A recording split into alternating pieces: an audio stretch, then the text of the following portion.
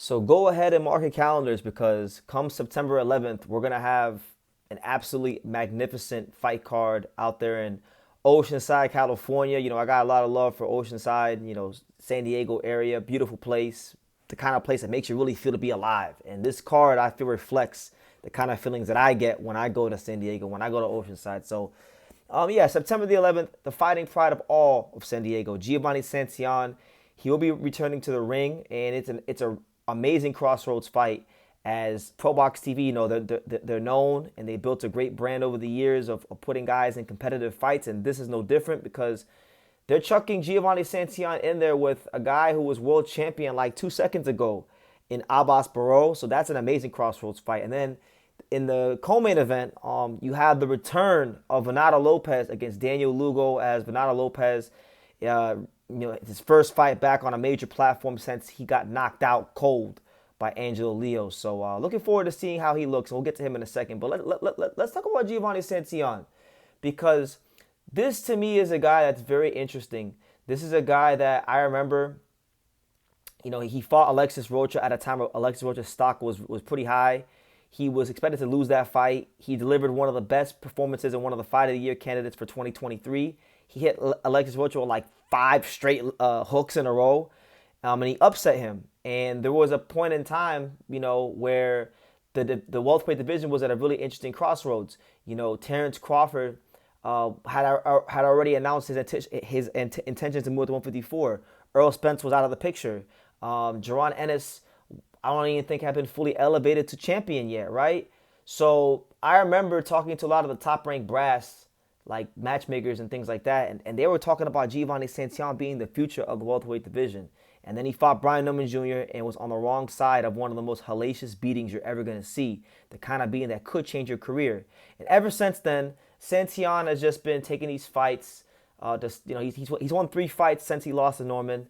Nothing really of a high profile or worth talking about, but he's been winning. And now it brings him to now where they got him fighting against Abass Baraou.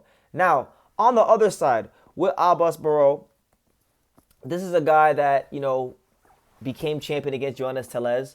And then he fought Xander Zayas and lost to Xander Zayas in a really great fight in Puerto Rico.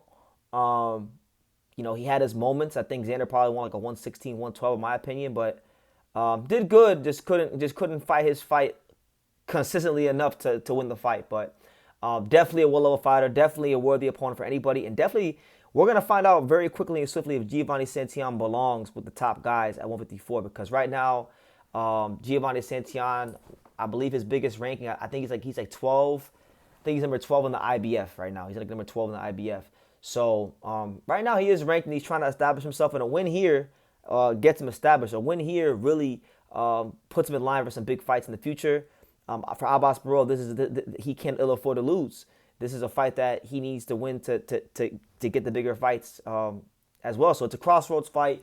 Both guys in a sense have their backs against the wall. And when you got fighters with their backs against the wall, that creates a sense of desperation, which creates the kind of fights that ProBox TV is known for and that boxing fans love and crave. So I'm looking very forward to that fight. These are 2 action fighters, 2 very durable fighters, 2 guys that are very well conditioned. I would say Santillan is more of like the outright downhill pressure fighter. Whereas to Abass Baraou, he's a pressure fighter. Yes, he is a volume puncher, but he's a guy that has a bit of subtle craft in there. He'll be here, keep his elbows nice and tight, and it's like that, and it's like that. And then he takes these little half steps. He's very good at getting those subtle inches to create the next angle to throw his power shots. So I think defense is of a big importance for Giovanni Santillan. And I know Giovanni Santillan is the hometown guy, but I'm gonna lean slightly towards Abass Baraou in this fight, just because number one, we haven't really seen Santillan in a fight at 54 against anybody as sturdy as a guy like Barau. And on top of that, when you take the kind of beating he took against Brian Newman Jr., that's the kind of a loss and the kind of beating that really will alter your career. So punch resistance in the new weight class is a thing. Also, you got to also remember that Santillan, he's not necessarily a small guy, but, he was throwing. What made him effective at welterweight was his ability to throw more punches. He's got 7 pounds on him more now. So I just think there is a scenario where Abass Baraou could outwork him, and if his punch resistance and durability ain't up to par, maybe even stop him. But either way, it's a great fight. I'm a fan of both guys. I got a lot of time for Giovanni Santillan, and I would like to see him do well. And we'll see if he can deliver this time in front of the fine folks of San Diego, because last time it didn't work out so well. But great fight nonetheless. Shout out to the matchmakers at ProBox for making this happen. Now, in the co-main event, you got Venado Lopez, former featherweight, IBF featherweight world champion, who was on top of the world. He was regarded by many as the number one featherweight in the world until Angelo Leo knocked him out into next week, right?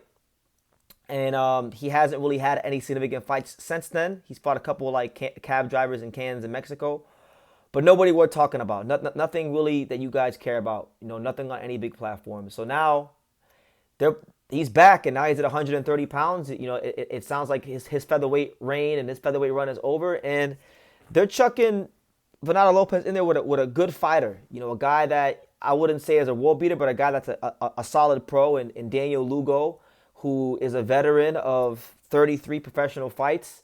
And that being said, Lugo's fought some names. He fought Rocky Hernandez, got knocked out by him. Fought Edward Vasquez in a really good fight. Was close on a couple of judges' scorecards, but wasn't able to get over the hump. Had a draw against Mauricio Lara. So he's been right there with some of the big names, or good names in his weight class. Guys that have fought for world titles, guys that have been champion, but he hasn't been able to get over the hump. So now he has a guy that a lot of people deem as damaged goods. And Venado, coming up from a smaller weight class, this could be his big opportunity to put his name on the map and get a big win in his career.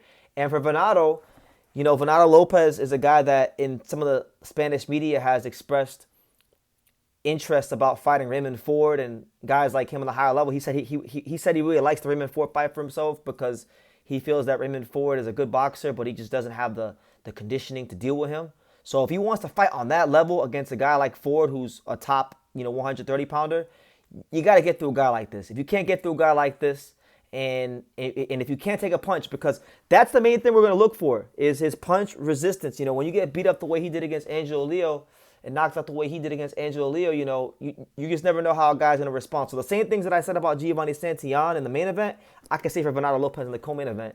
And I think we're going to get a lot of answers to our questions. And look, in boxing, things change very quickly. If Venado Lopez comes out here and he beats the brakes off Daniel Lugo and looks sensational and looks like the Venado Lopez of old, then all of a sudden now you have a legitimate player in the 130-pound division, a guy that's genuinely a more interesting fighter. And I'll tell you right now, if he beats Lugo in impressive fashion and looks good, I want to see Venado Lopez either against Otar Aronosian, because he's been looking for a big fight for a long time and hasn't been able to get it, and he deserves that kind of fight. And that's a great action fight.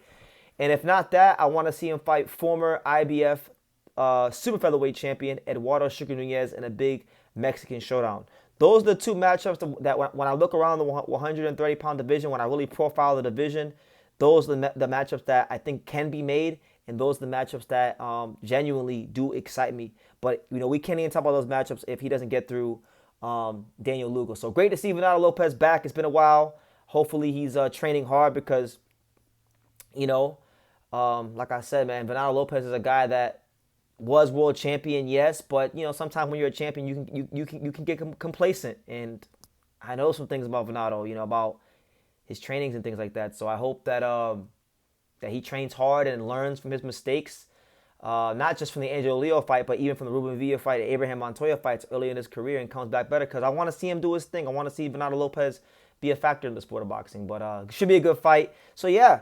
Those are my thoughts on ProBox's card between, Giovanni Santillan and Abass Baraou, and Venado Lopez returning against Daniel Lugo. Should be some great fights. I don't know where I'll be at in the world. I got a lot of things going on as far as fights and traveling and things like that. I'm really putting my best foot forward to give you guys the best content. But if I'm around the San Diego area around that time, I would love to be at this card. This definitely sounds like a great night of boxing, and I feel like it's a great excuse to go to San Diego. I love San Diego. It's a great town, and I love people in San Diego, and it truly is one of the greatest cities in America. So if I can be there, I'm going to make every effort to be there. But yeah, let me know what you guys think in the comments down below about these fights. Make sure you guys take the time to subscribe, and I will see you in the next video.